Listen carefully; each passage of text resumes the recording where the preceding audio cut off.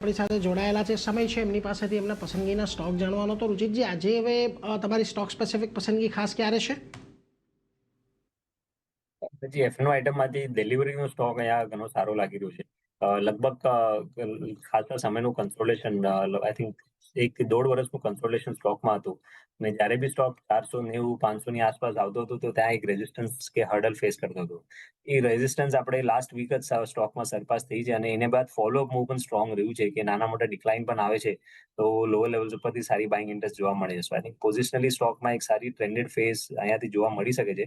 તો current levels ઉપર ડિલિવરીમાં 495 ની નીચે સ્ટોપ લોસ રાખીને ખરીદારીની સલાહ રહેશે અને 555 ના ટાર્ગેટ સ્ટોકમાં એક્સપેક્ટ કરવા જોઈએ.